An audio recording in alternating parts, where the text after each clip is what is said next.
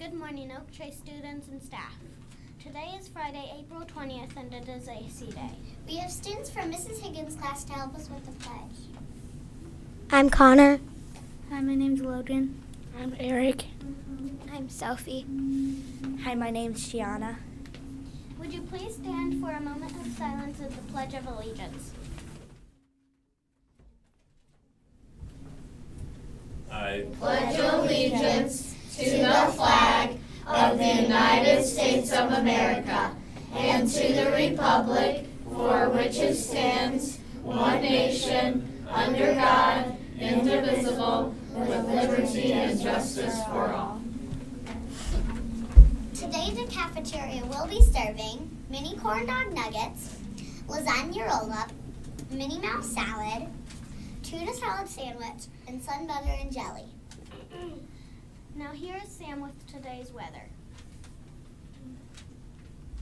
Today will be sunny with a high of 57 and a low of 34.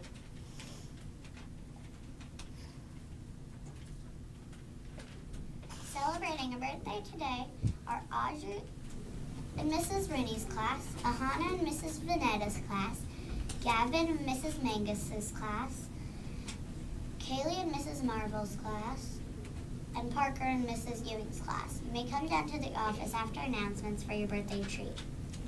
Now here is Lauren, our feature reporter. What is a pirate's favorite exercise? What? The plank.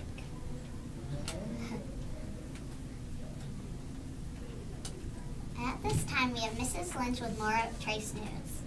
Good morning, boys and girls and teachers. Happy Friday. Many of us sporting our Pacers wear today since the Pacers play tonight, and they are back in Indianapolis, so should be a great game.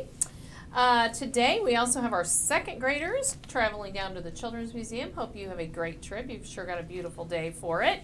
And let's see, what else do we have today? We also have lunch bunch. Teachers, enjoy your lunch if you are in the group this time. And our artist in residency will start up next week. Cannot wait to have Laura Dro with us. She's going to be teaching us about pineapples, and everybody's going to get to create your very own, very cool pineapple. I cannot wait to see all of the creativity next week.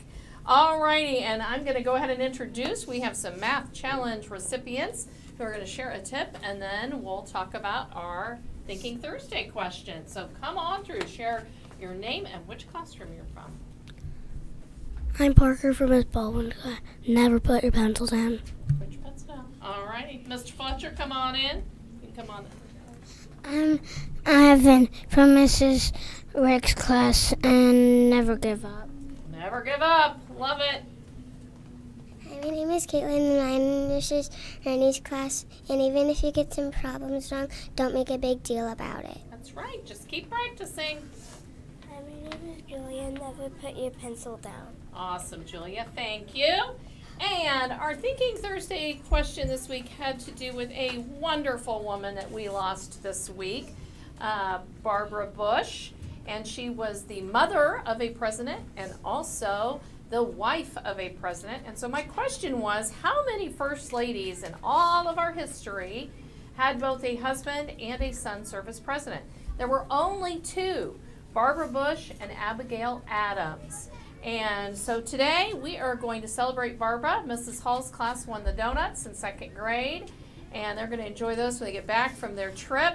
But if you have a few minutes, our anchors are going to introduce the video. But in this time of some ugliness in our politics, thought it'd be great to celebrate one very great woman who helped our country. So anchors, if you'd like to introduce it, and stay tuned if you have a few minutes. Have a great weekend. Stay tuned after announcements for a video about former First Lady Barbara Bush. Thank you for watching today's news broadcast, and have a Thoughtful Thursday.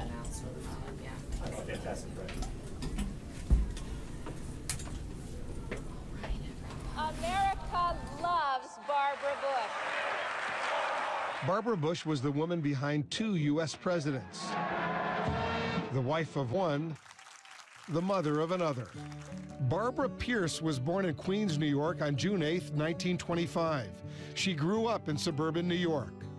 At a Connecticut country club dance, she met a young man who would change her life, George Herbert Walker Bush. I was square all through high school. I just tried to do the best I could. I married the first man I ever kissed. You talk about a bore. I am the world's worst. George Bush focused on building an oil business. Barbara Bush focused on building a family.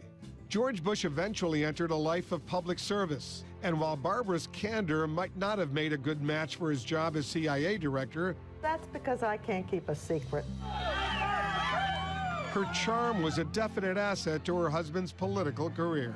Find the joy in life, because as Ferris Bueller said on his day off, life moves pretty fast, and you don't stop and look around once in a while, you're gonna miss it. George Bush served 2 terms in Congress, and in 1980 was elected as Ronald Reagan's vice president. 8 years later, he sat in the Oval Office. Barbara Bush loved living in the White House, keeping diaries of her time there and using them to help write her memoirs. 2 other books showed her lighter side and a dog's eye view of the executive mansion. I must tell you, Mrs. Bush knew well her vision of a First Lady's role. I think the person who has the courage to run for the office is the one you should hear, not the wife or the husband. Having said that, of course I told George how I felt. For George and Barbara, their more than 60 years together included decades of devotion. This letter to her, written by George while he was serving in World War II. I love you, precious, with all my heart, and to know that you love me means my life. How often I have thought about the immeasurable joy that will be ours someday. How lucky our children will be to have a mother like you. 2 of those children, George W. and Jeb, would solidify the Bush political dynasty as president and Florida governor. But in a surprising comment in 2013, as talk of a presidential run by Jeb swirled, the matriarch told NBC's Today Show there should be a limit on the family's White House claim. There are other people out there that are very qualified, and we've had enough Bushes. But after Jeb did decide to run for the 2016 Republican nomination, she fully backed him and hit the campaign trail. he's decent, honest. He's everything we need in a president.